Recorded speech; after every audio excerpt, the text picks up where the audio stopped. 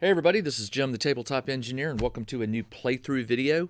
This is turn number 10 in my campaign for 5 Parsecs from Home. This is going to be the video for the pre-rolls. Currently, my crew is on the planet called Kiev 4, and in the last turn, they landed on Kiev, they picked a fight, an opportunity attack, and they survived it. And so what we're going to do today is I'm sticking around on the planet for a little bit, so we're going to see what happens. Again, if you want to follow along, I'm on page 68, or I'm starting on page 68, which is the campaign turn. A lot of these steps are going to be ignored because they won't be relevant to this particular turn. For example, flee invasion. Kiev 4 is not under invasion risk right now, so I can skip that. Decide whether to travel. I just got here, not leaving. And so there's no travel event that needs to be rolled. And for New World arrival, I did this in like 2 previous videos. I have a license to land here. The world trait was just, nothing. It was easy world. Actually, that's not true. That's not true. I re-rolled it and got booming economy. So when rolling for a post-battle credit reward, any one on the dice is re-rolled until it shows a score other than 1. So got to remember that. Don't have to do that. So now we're to upkeep and repairs. So we're going to go with world steps. And this is step number 1 on page 76. Upkeep. So it normally costs 1 credit for a crew of 4 to 6, and then 1 additional credit for each crew member over that. I have 8 crew, so I am down 3 credits for food, lodging, that kind of stuff. I have 13, so I'm not doing too bad. I'm down to 10. Ship debt, I don't have to worry about. I paid my ship off quite a while. Well, not quite a while, like 2 or 3 turns back. There are ship repairs, and it says you may repair 1 point automatically. So now my ship, it was at 34. Now it's back up to its full 35. I don't really travel enough for my ship to have taken a lot of damage. My ship is a fuel hog, and what it does is it just takes it takes an extra credit of fuel when I do fly from planet to planet. I don't need to pay for medical care. I'm good on that. I didn't have any injuries. So now what we do is we get to assign the crew and do tasks. So given what I know, I need to assign at least 2 to find patron. Now, I did find a patron last turn, but he doesn't stay a patron, because, or actually I think I got 2, because I didn't do a patron job. So I'm starting over from scratch there. I can find a patron. I can train. I could trade. I do not want to recruit. I can explore. I can track, look for a rival. I haven't yet got a rival on this planet. Repair your kit. I do have some items to repair, so maybe I'll look at that. Then I could sell them. And decoy. I don't have to worry about that. So I've got 5 possibilities here and 8 crew. You can assign a maximum of 2 crew members to each one. So what I'm going to do is I am going to assign 2 to find patron, because that increases your chance of getting a patron. I'm going to assign, now for repair, I need to see what that is. If you have had items destroyed, you can attempt to repair them. Roll a d6, add your savvy, add +1 if the character is an engineer. You may spend credits on spare parts. Every 1 credit spent before the roll grants a +1 bonus. You know what? I do have some spare parts. I do. I have 3 spare parts. So it says every 1 credit spent. Okay, add +1 of the character. You may spend credits on spare parts, but it doesn't tell you what spare parts do. Every 1 credit spent before the roll grants a +1 bonus. So there we go. Okay, so I tell you what I'm going to do. I'm going to repair the, if I assign 2 crew, that means I can only 2 for, you know what? I'm going to forego training this turn, and I'm going to assign 2 to trade, 2 to explore, and 2 to repair. And for the repair, one of those is going to be 6, my robot, because he has a +2 savvy. So that'll help with the repairs. So let's do that first. For the repair, you roll a d6. So I have two crew to do. Only one of them is going to get the if the character so you can only do one, but I can do two characters. Do I have an engineer? Yeah, I do. Blue Eyes is an engineer, so I'll also do Blue Eyes. Normally, when you assign crew, it doesn't matter what you assign them to, but some things like repair, it does matter who you assign. And Blue Eyes is an engineer, so he will get that +1. +1. He has no savvy, but he'll get the +1.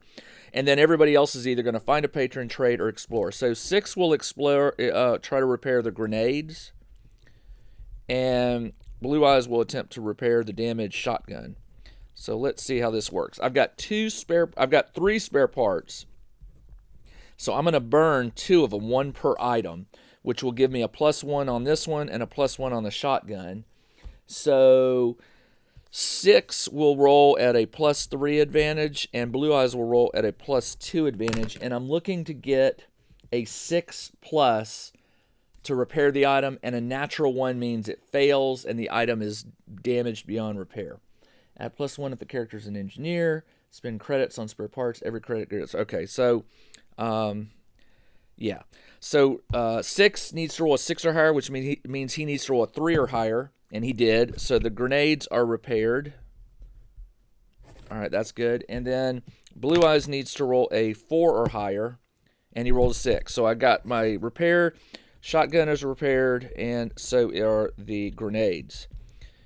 And I think I'm going to try to use those grenades this turn. The shotgun, not so much. I'll probably end up selling it. All right, so let's go to the explore. I'm going to do patron last because that will lead into finding a job.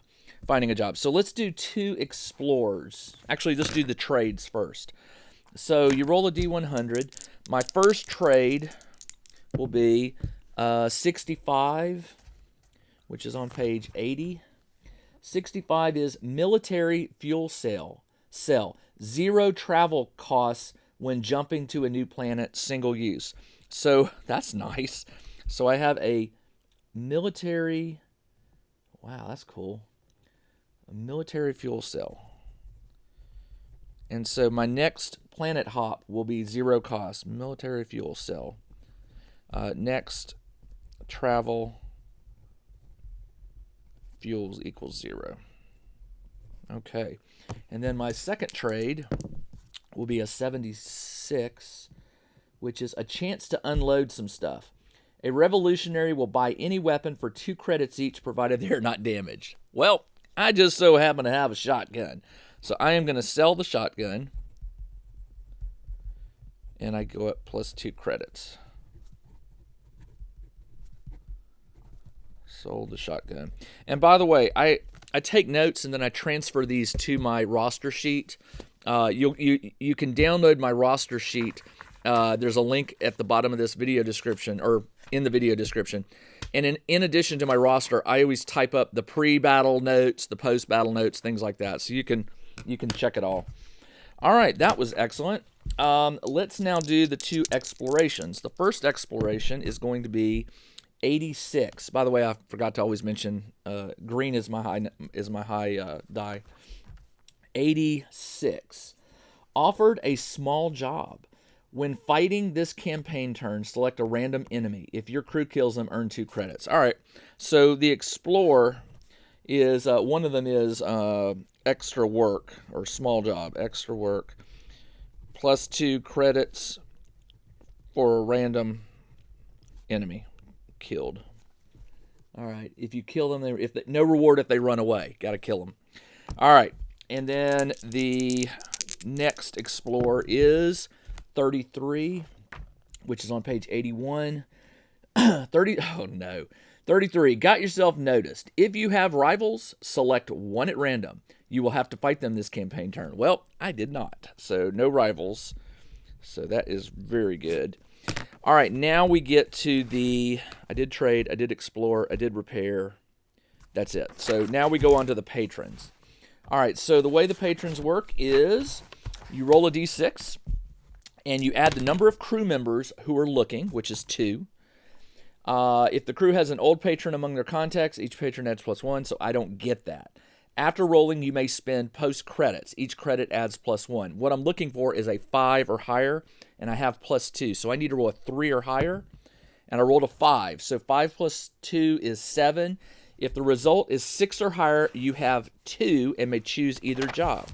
So I could do an opportunity, a patron job, patron 1, and a patron 2. I always like to have options.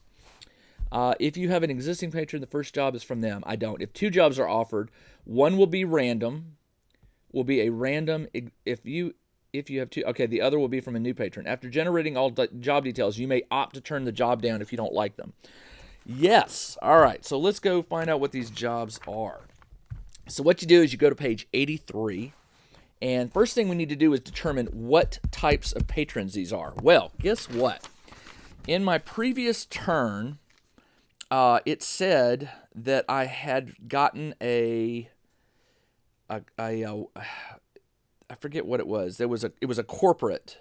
Oh, you know what? I don't have it written down on here, but yes, I got a corporate patron. So one of these is going to be a corporate, and I probably should have said that. It says if you have an existing patron, one of these 2 is that one. So we'll make this one the corporate, and the patron number 2 is going to be roll a d10, and it's a 6, which is a wealthy individual.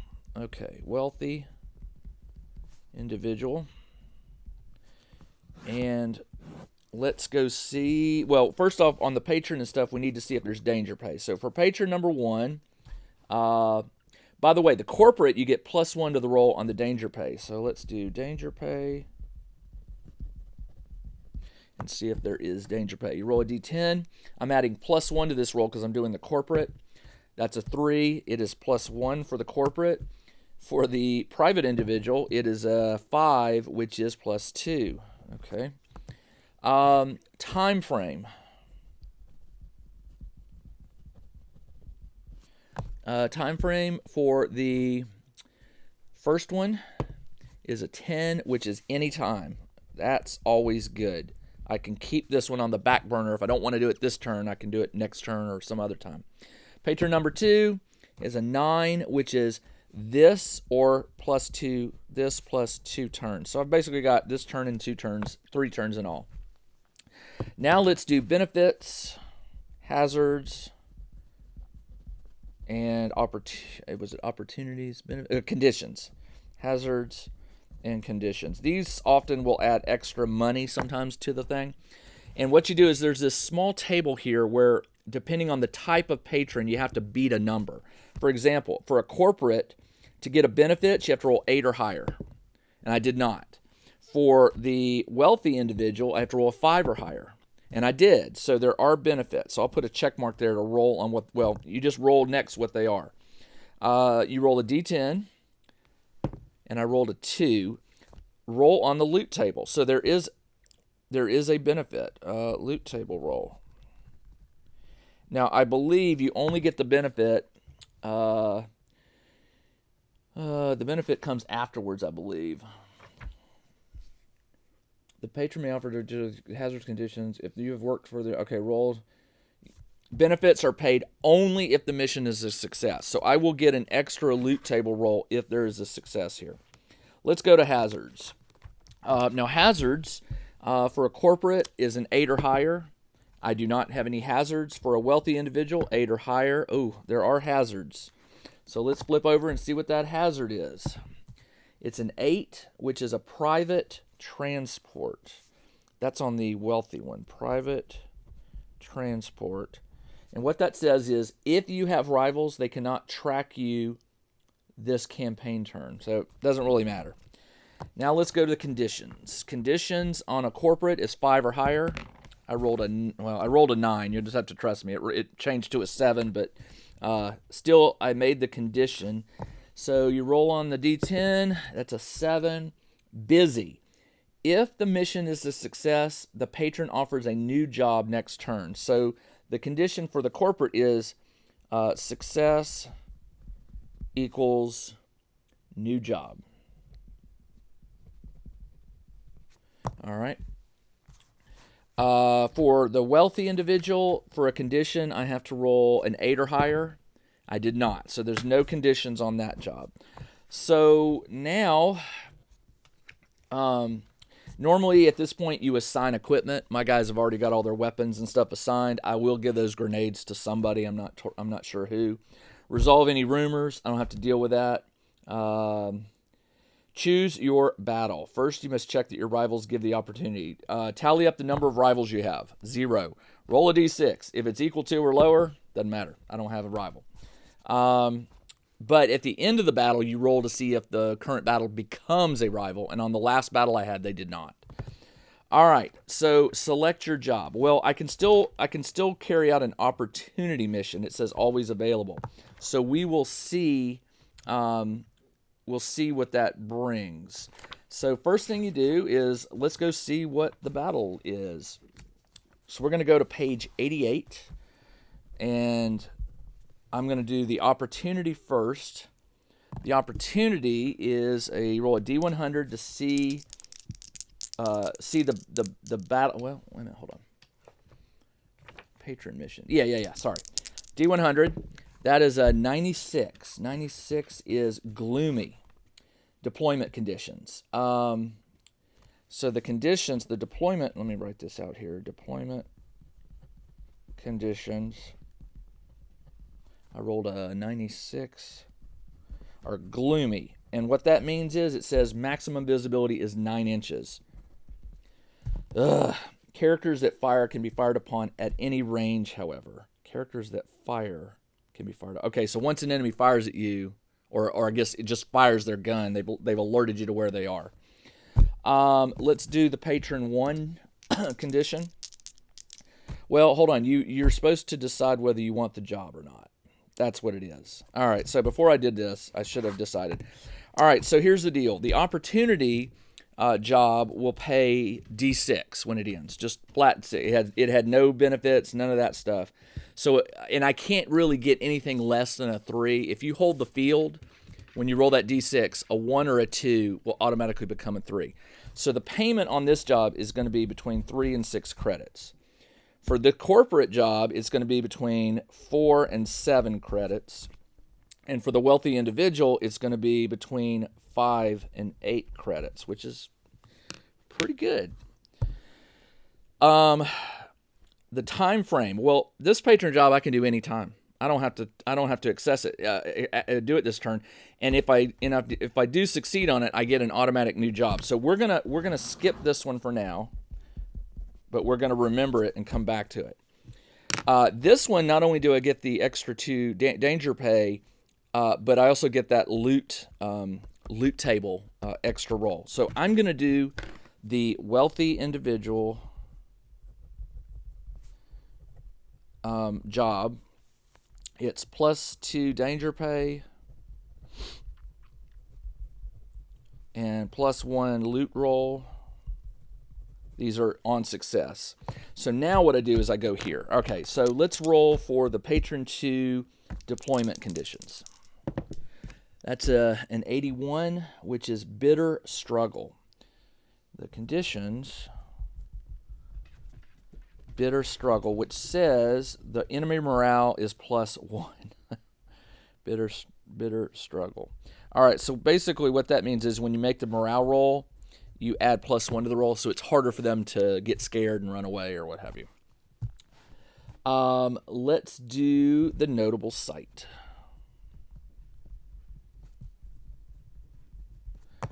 And once again, you roll a D100. I'm on the patron column. That is a 55, which is shiny bits. +1 credit. And what that is it says you place a token in the center and then 2d6 plus 2 inches in a random direction. And if you get it, you get to keep it. So it's plus an extra. Now, if you hold the field, if you wipe everybody out, you get it automatically. The objective. Let's roll to see what that is. It's a D10. I rolled a 7, which is patrol. Let's go review what that is because I can't remember. It's where I have to get certain areas. Tally up the number of large terrain features on the table and using a suitable die, select 3 of them at random. During the battle, a crew member must end a move within 2 inches of each feature. Once all 3 have been checked, you win. If you drive off the enemy, you do this at your leisure. So basically, that could go good, it could go bad. If those 3 random features are on your side of the map, you might be able to get to them very quickly. If they're all on the other side of the map, not so quickly. During the battle, a crew member must end a move within 2 inches of each feature. All right, so not too bad. That's the objective. Let's keep going. It's not a rival attack. Now we determine the enemy. Okay. I am doing a roll on the enemy encounter table, a D100 first. So on page 94, you roll a D100 and you look under the patron column. I'm going to be doing 23, which is criminal element. Okay. And double check that. Yeah, 1 to 25 is a criminal. So the criminal element, then you go and you roll a D100 on these. And I always forget to read the section at the beginning of the description because it gives extra stuff. And somebody alerted me to that, and I totally forgot about it. So I rolled a 92, which is Hulker Gang. It is a Hulker Gang. The Hulker Gang, their number is +1. No, +0, excuse me, I was looking at the wrong one. Their panic is a 1, so basically they'll never panic because you got that +1 to the morale roll, and you can never roll a 1. So their panic is 1, but you can't do it. Speed is 4 inches. Combat is +1. Toughness is 5. I knew that was coming. Their AI is A, which is aggressive, and their weapons are 1A for the type. Hulkers, they are ferocious. They get +1 when brawling, and I hate brawling, so I rarely ever let anyone get that close. It's happened a couple times, but I try to not let them get near me. Aggro. If hit by a shot and they survive, immediately move 1 inch towards the shooter. So they're aggro, which is +1 inch when hit and survive. Okay. All right.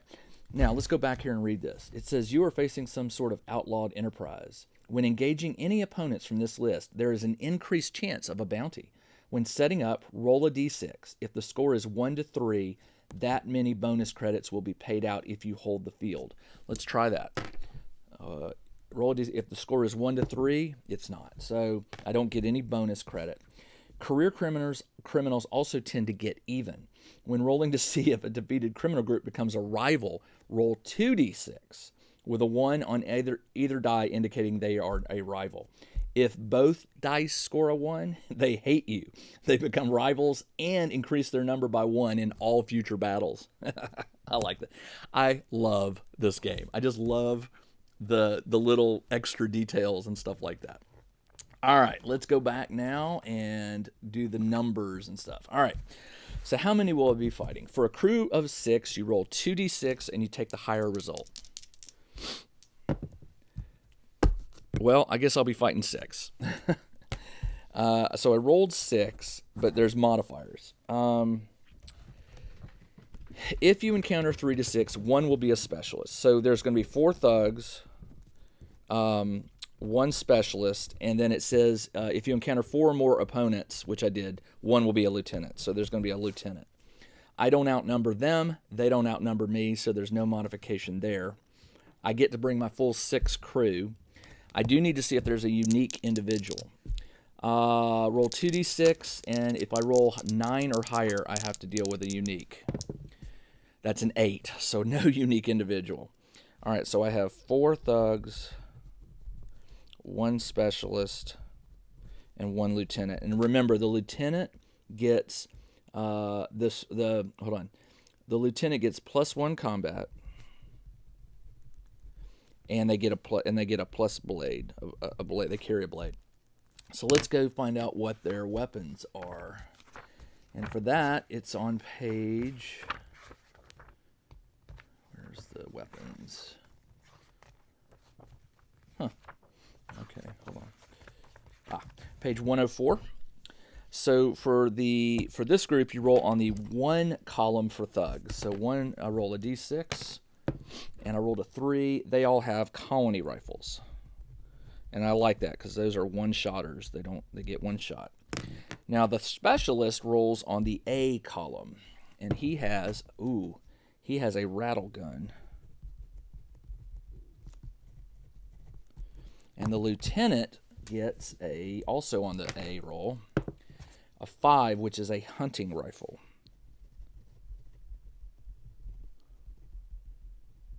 All right. So that's their weapons. And I believe that is it for setting it up. Yep. All right, that is it. I'll be fighting a Hulker gang. They are all +1 combat except the lieutenant, who is now +2 combat. Their toughness is 5. Speed of 4. They will not panic, so there's no morale rolls in that fight. They are aggressive. They're also brawling. They get +1 if they get within base-to-base contact of me. And if I hit them, they have aggro, which means they will move 1 inch in my direction if they hit and survive. There is +2 danger play. I get an extra loot roll. Bitter struggle. That gets rid of the morale. The notable sight is that free credit floating around somewhere randomly, and I'm supposed to be doing a patrol. So that is it for battle. That will be for battle number 10. I'll be probably filming that video in the next day or two, and it will be out very shortly. So I hope you'll join me for that. If you have any questions about the game, post them in the comments below. But that is it for tonight. This was the pre-rolls for turn number 10 battle. I'll be back with the next video very shortly. Until then, everybody, take care.